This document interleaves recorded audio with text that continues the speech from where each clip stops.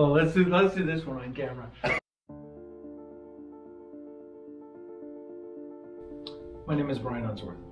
I've trained at the Village now going on for 13 years.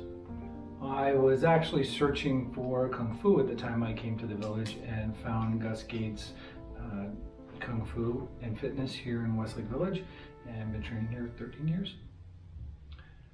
Wow.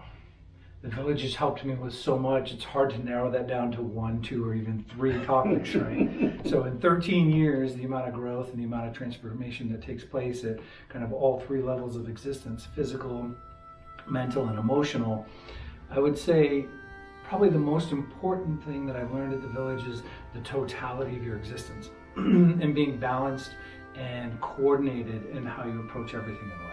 Because that's ultimately what generates your success in this art of Kung Fu, is being coordinated in all 3 phases of your being, physical, mental, and emotional. I think the keys to developing that coordination is the pressurized system that we create.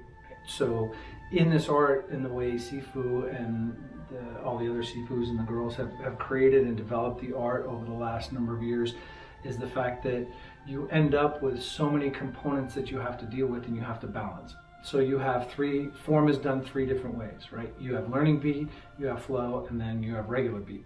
Then you also have to balance the technical aspects of all of the art and the technical proficiency in the art, along with understanding anatomy, kinesiology, and mental awareness of the playing field and emotional stability. But then you also have to combine that with physical execution under pressure, which is bull in the ring, and some additional combat classes that we do as well. So when you add all that together, you end up with a cohesive, coordinated structure from every angle. So my training really kind of went to another level early on in the process. I followed Sifu Sandra down kind of a meditative path, and there were some things she was working on at the time that Sifu Gus also brought into the Village. That was, we started out with 24 form, Tai Chi 24 form, and then later on we added, we also had Tai Hu boxing form, and then we had 18 form, which they also brought back from China, from their trip to China. And what that did is that forced me to slow down and concentrate at such a minute level on the execution of every single movement. And you'll be amazed, you'll be pouring with sweat because you don't understand how much muscular control you have to go slow.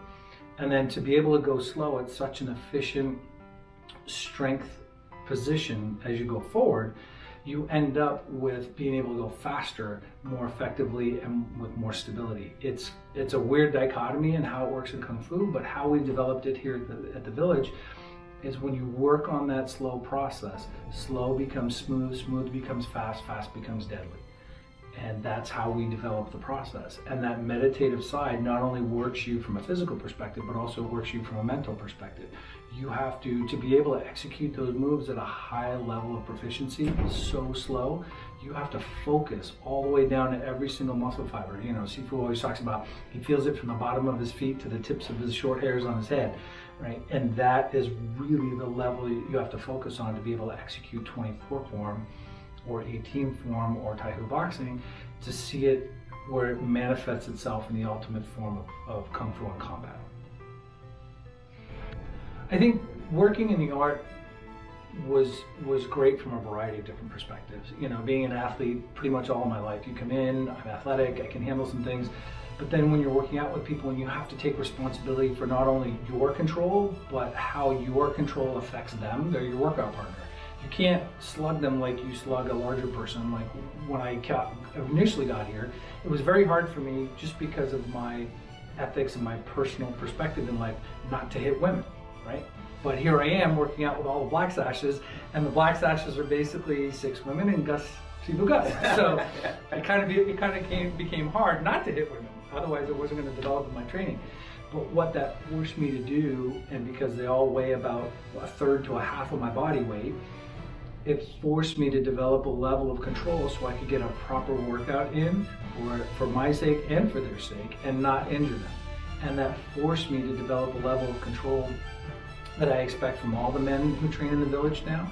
And it forces you not to fight from the standard perspective of, I can use force, I can use mass, I can use strength or speed, which those were all fallacies, because as Michael Jordan used to say, there's always somebody faster, stronger, can jump higher, shoots more free throws or whatever. So the only way to do it, the only way to beat those types of people is with technical skill and mental awareness. And that's how he used to do it, and that's how we do it here in the village. So you develop those skills to a finely honed level, and forcing myself to have that level of control.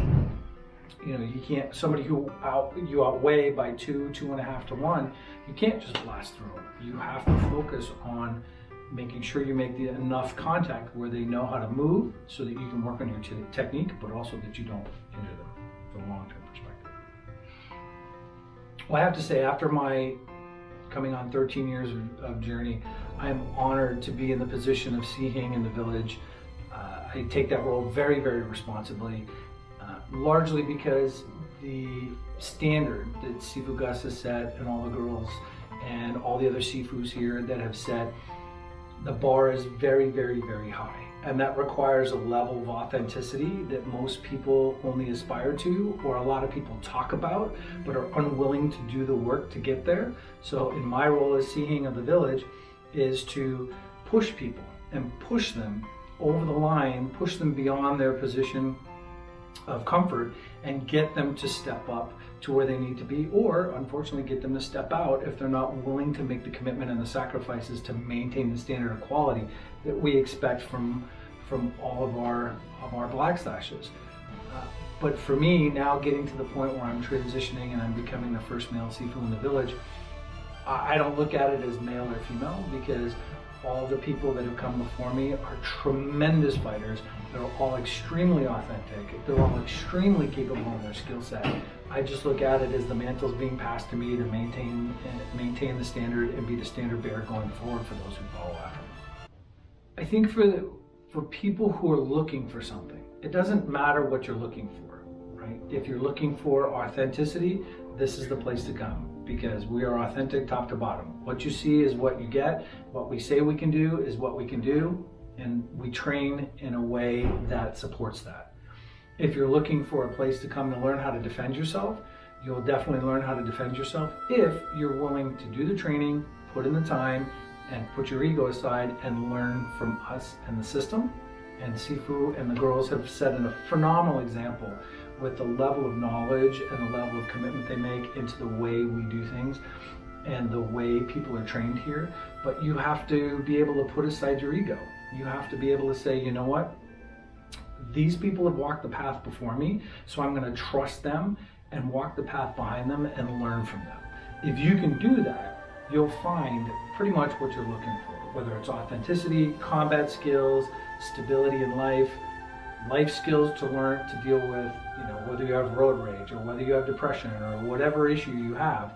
You can face all your demons here in a safe, supportive environment where at the end of it, if you do the complete training and you are authentic to the system and the way we do things and the way Sifu and the girls will instruct you, you can come out a whole, complete person on the other side, completely able to deal with whatever mental, emotional, physical demons you have, but also having the awareness that you're never complete as a person or a fighter. There's always things to work on.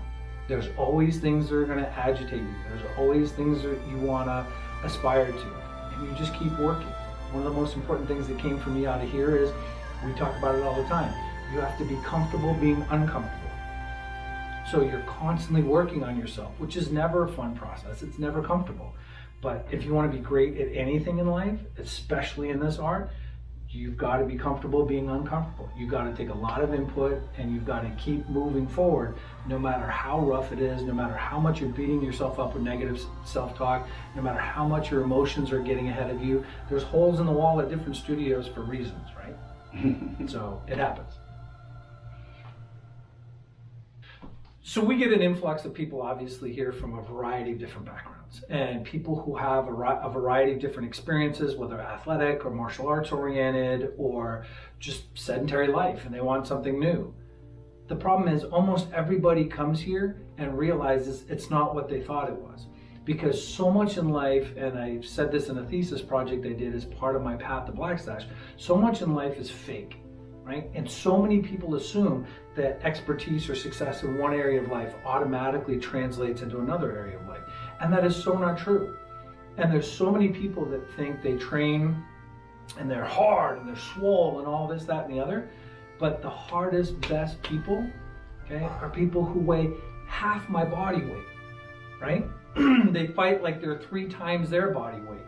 And what they do is they come in, they humble themselves, they learn, they grow, they train together, they put their egos aside, and it's a transformative process. And every time we get together, we're learning together, we're training together, we're developing together on a path that's to enlightenment in life. And it's amazing, because once you're here long enough, you start to realize Kung Fu really is life and everything in life. We find so many similarities between the things that we do and the things that happen in life in general that go way beyond the bounds of just the red floor we have in the studio. But so many people come in ego-filled, well, I'm this, I'm that, I'm this sash, I'm that black whatever from whatever art. And they come in and they find they really didn't learn anything. Because at the end of the day, the whole system they subscribed to wasn't authentic. If it's not authentic top to bottom and coordinated, as I said, in totality, it doesn't matter, right? So if it's not something that's transformative for you, where you're pressurized to test your skills both physically, mentally, and emotionally, it's not going to produce the results you're looking for. It's that simple. Right. Put your ego aside and get in here and train. I mean, how hard is it? How hard is it?